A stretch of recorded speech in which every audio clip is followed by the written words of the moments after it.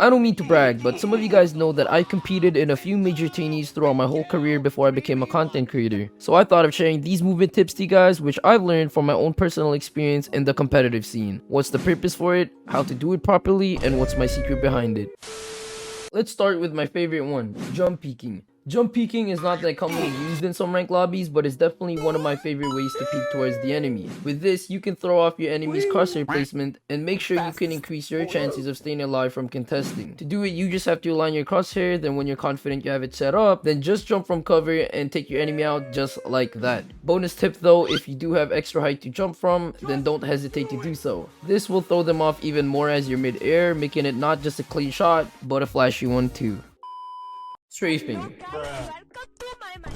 We're currently in a mid-range meta, but it doesn't mean that strafing isn't viable anymore. With strafing, you can give your enemies a hard time to kill you if you know how to do it properly. Most players that I know only spam their joystick left and right without rhythm. The correct way to strafe is by pulling your joystick left and right simultaneously, or you can do it by pulling your joystick a bit longer than the usual and cancelling it by bringing it back. Just remember that your gun, the way you built it, and your perks play a huge factor for it too, because you'd want yourself to be unpredictable and give your enemy a hard time to kill you as much as possible.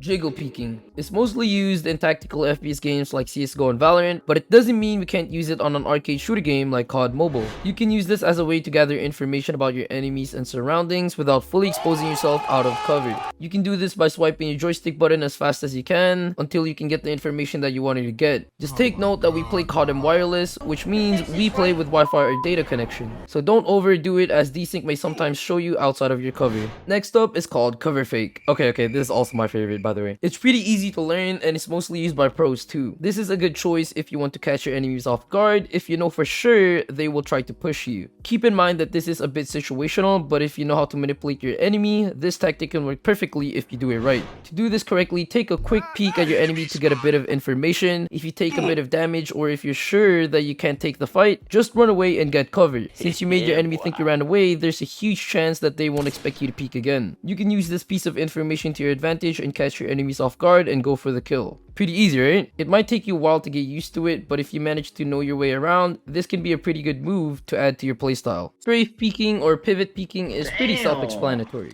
You basically just scope in and align your crosshair, then strafe to peek your enemy by pulling your joystick towards the direction you want to contest. Personally, I like to strafe first and pre-aim or pre-fire quickly where I think the enemy is. This one is popular in the competitive scene because you'd always want to be ready for your enemy at all times. You also might want to stack your ADS movement by using the right build for your weapon along with the Skulker perk. Now don't worry about your enemies using the endless movement techniques out there against you and your 60Hz device, because let me tell you about the sponsor for today's video, Red Magic. With the release of the new Red Magic 8 Pro, it has infinite possibilities. This phone is packed with a designated chip to make sure it can handle the gaming you so much desire, allowing you to also have longer battery life, so you could bring portable gaming to a whole new level. Now, have you guys ever wondered why my videos look so bright and vivid? Well, that's because of the filter I use on the Red Magic 8 Pro. You can find this under the control panel in game space, and from there you get a variety of choices, either default, car, shoot, MOBA, or auto. I usually pick shoot so I can boost my awareness and perform a lot cleaner in COD Mobile. Aside all that, I have to mention that this phone does not have FPS drop in its vocabulary, because it's paired with the RGB 20,000 RPM high-speed turbo fan and the ICE 11 multi-dimensional cooling system, which makes it colder than your relationship.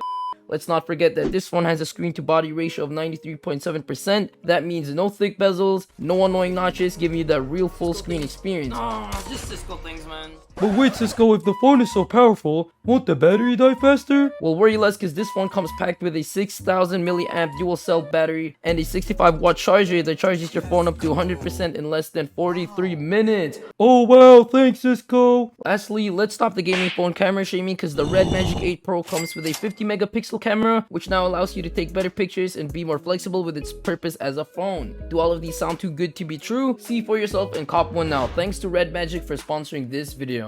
Alright, where were we? Alright, prone to sprint. Oh my god.